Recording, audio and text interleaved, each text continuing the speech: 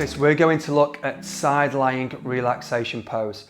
Now, for myself, in my own experience, I found this to be one of the more accessible ways to open, but also close a practice. And that's because that I've found in my years of teaching that quite a number of people find it very uncomfortable to lie on their back for extended periods of time. And in my own practice, and also what I teach, I always bookend my restorative practices with longer postures. I always give a greater length of time to grounding to allow people to drop into that state of balance. And so I always need a posture that's very accessible for those that are practicing with me. Side lying pose is generally a go-to for me. As far as a setup, for the variation that I'm going to show you today, we're going to have 2 blankets, a brick and a bolster.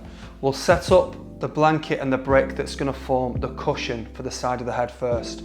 Now, the consideration is how broad the shoulders are. The broader the shoulders, the more height that we're going to need to support the head, so that the head isn't into this fairly uncomfortable stretched position. So for me, lying a brick like so is perfect, and this is one of the thicker bricks that you can purchase. Secondly, the blanket. So the blanket I have folded again to a good degree of thickness for myself, so that's a 5-fold. But don't focus on kind of how many numbers we've folded, that's dependent on how big the blanket is. More on the thickness that we're looking at here. And then final consideration is that I have the blanket lip just off the edge of the brick, and as I smooth it out too. And that just gives a greater degree of comfort for the jaw and the neck. If it's just kind of slung down like so, you can still often feel the harshness of the brick, and then there's a lot of faffing and manoeuvring around. So we make sure that there is a real good degree of comfort to support the head. We're going to make our way into our right shoulder for this practice. So essentially we're going to drop our legs over to the right hand side. Our second blanket now comes in, and our second blanket is the large rectangular fold. Here we're using the blanket to span the length of the lower leg, so that there's a sensation of comfort between the knees, the bony prominences of the knees, any flesh of the calves, and also the bony prominences of the ankle that kind of rub and press on top of one another. Consideration with the bolster, we continue to touch on where the zip is placed. So we're having the zip placed away from the body, but also away from where the arm is going to rest.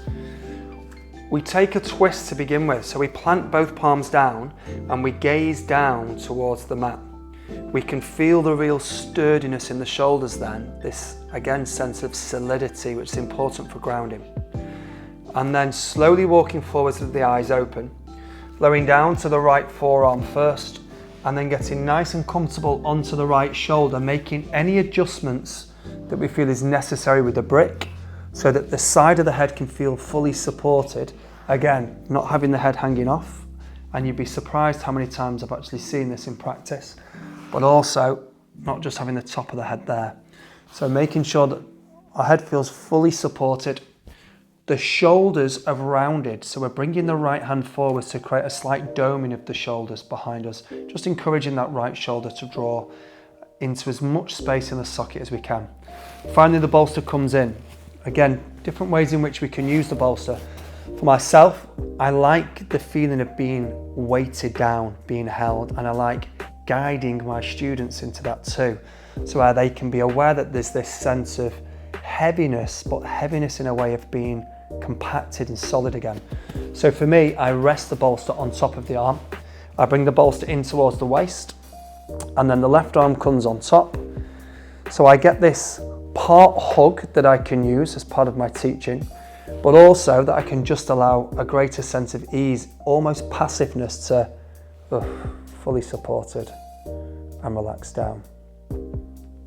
Okay, perfect. To come out of it, I'm just going to take the bolster to one side, firmly press into the left hand, and then walk my way up. Now, there are a number of considerations and additions that we can bring into this. First of all, the use of a third blanket, or even using the blanket to wrap the legs, dependent on how the mat feels and whether yourself or your students' knees are coming off the mat in this pose. Might feel good to have a blanket on the underside of the body just to create more ease, again into the knee or even into the hip.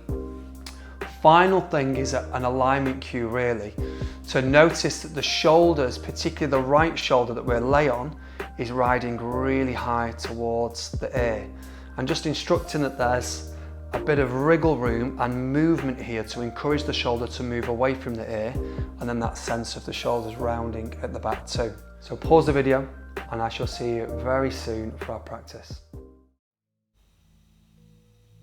Welcome to practice. So let's spend the next few moments just finding a greater sense of ease.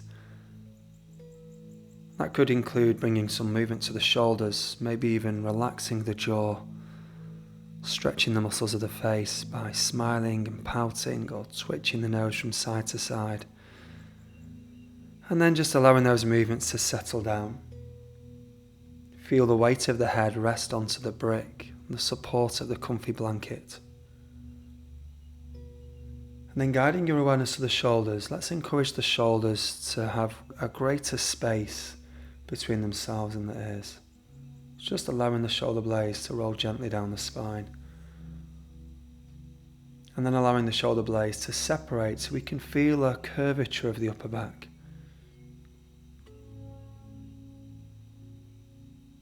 And now bringing your awareness to your arm that is resting on top of the bolster, just allowing the arm to become very heavy. Feeling the sense of the support from the bolster, and further encouraging the shoulders to relax with the arm.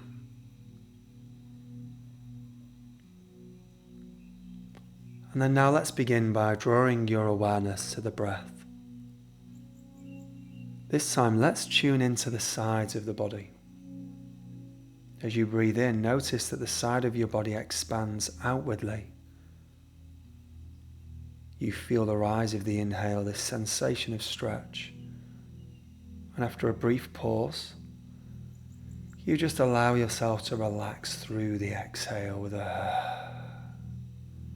The body softens and the chest lowers. I invite you to do this several times, paying particular attention to the moment when you let the breath go, the moment when you feel the onset of the ease.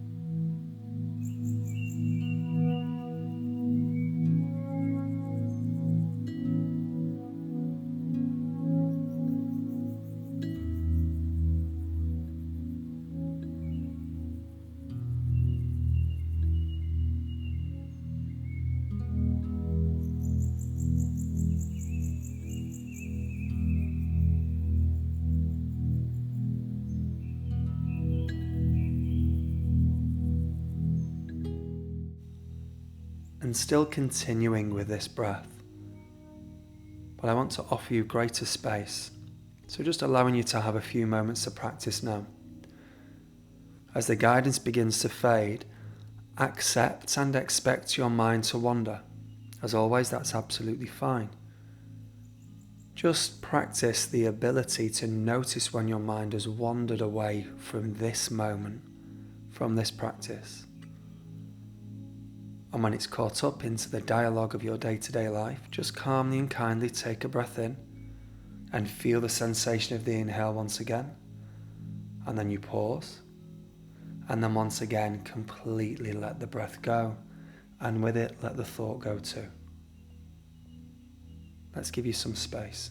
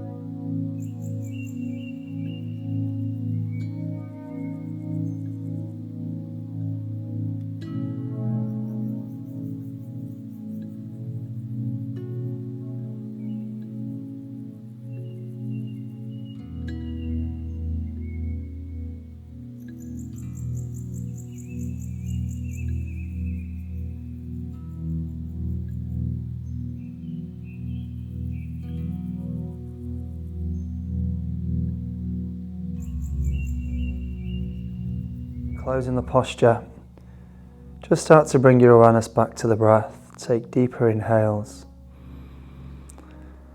and deeper exhales.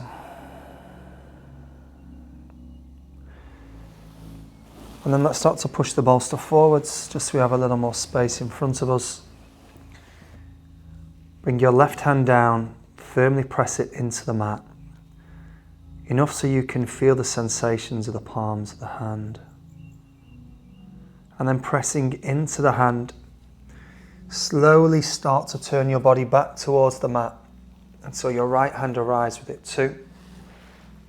Keeping the gaze lowered, we take the blanket to one side and then we'll come into a comfortable seated position. Blink your eyes open, let your gaze scan the room for something that is more familiar. Bring our practice to a close. Thank you for joining me.